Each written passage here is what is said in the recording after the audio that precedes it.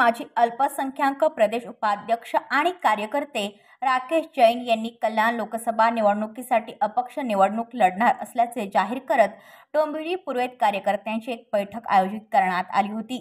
या बैठकीत उद्धव बाळासाहेब ठाकरे गटाचे कल्याण जिल्हा उपाध्यक्ष तात्या माने हे देखील त्यांच्या या सभेत उपस्थित राहून त्यांना शुभेच्छा दिल्या।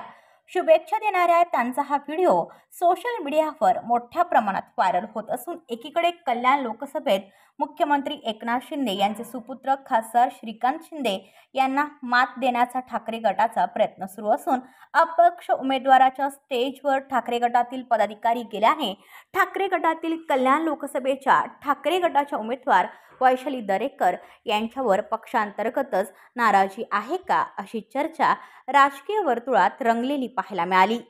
तर राकेश जैन यांनी डोंबिवलीत रुग्णालयाची सुविधा नाही, अनेक वर्ष आमदार खासदार राहून देखील विकास कामे झाली नाहीत, यामुळेच सामान्य नागरिकांसाठी मी निवडणूक लढवणार असल्याचा निर्णय घेतल्याची माहिती माध्यमांशी बोलताना दिली। माझा स्वतःचा एजेंडा आहे, मी लोकांसाठी काम करण्यासाठी त्यांना न्याय मिळण्यासाठी मी लढणं ठरवलं आहे, म्हणून मी लढणार। मला कुठलाही सपोर्ट कोणाचा पार्टीचा पक्षाचा सपोर्ट नको, मला माझ्या समाजाचा सपोर्ट आहे। त्यांनी सांगितले की तुम्ही लढा म्हणून मी लढतो। ते कोणी काही पण असू द्या, माझा जो एजेंडा आहे, मला लोकांना सांगायचं आहे की तुमच्यासाठी आत्तापर्यंत काय झालं आहे आणि मी काय करून देणार। मी लोकांसाठी लढतो, माझ्याकडे धनबल नाही आहे, तो विषय वेगळा आहे। पण आता लोकतंत्रमध्ये पहिल्यासारखं नाही आहे, लोक कामाला विकासाला मत देतात। मी सामाजिक कार्यकर्ता आहे आणि सामाजिक कार्यकर्त्यांना बरेच लोक जेव्हा येतात, तिथं डिलिव्हरीसाठी असेल, हॉस्पिटलसाठी येतात, एज्युकेशनसाठी ॲडमिशनसाठी येतात, तेव्हा मला कळालं की खरंच आपलं स्मार्ट सिटी म्हणतात, बरेच काय काय ते विकासाचे काम म्हणतात, पण नाही झाले। लोकांना खूप त्रास होतो, लोकांसाठी कोण बोलणारा माणूस पाहिजे, म्हणून मी ठरवलं की मी लढणार। माझं धोरण फक्त विकास करायचं, जे काम झाले नाही आत्तापर्यंत ते विकास कामं करायचं, बाकी काहीच नाही। विद्यार्थी परिषदपासून कामं करतो, माझा 25 वर्ष झाले या फील्डमध्ये हूँ। मी भारतीय जनता पार्टीचा प्रदेश पदाधिकारी होतो आणि बरेच सामाजिक संघटनांमध्ये मी काम केलं आहे। आत्तापर्यंत भाजपने मला कुठून काही सांगितलं नाही आहे की तुम्ही पदावर नाही आहे। मी भाजपचा कार्यकर्ता आत्तापर्यंत पण आहे।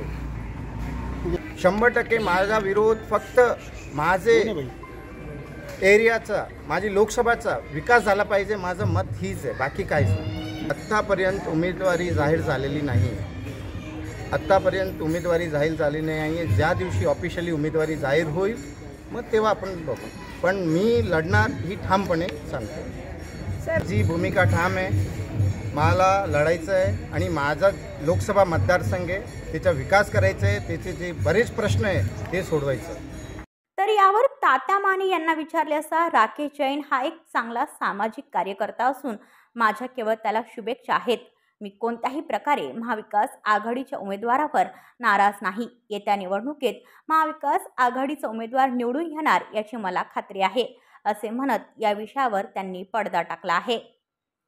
राकेश जैन, त्याचं अरिहंत मेडिकल स्टोअर आहे, तो नेहमीचा मित्र आहे माझा आणि त्याचं बरेच दिवस सातत्याने एक चाललेलं आहे की मला कल्याण लोकसभेत उभं राहायची इच्छा आहे आणि मी अपक्ष उभं राहणार आहे। कारण यांचे आहे जे खासदार काम करत नाहीत वगैरे वगैरे अशा त्या समस्या असतात, मग तो आमदार नगरसेवक कुणाकुणाला काय बोलत असतो आणि मला खासदारकीला उभं राहायचं आहे म्हणून त्यांनी त्याच्या समाजाची काही लोक बोलवली होती आणि त्यांनी त्याची इच्छा प्रदर्शित केली।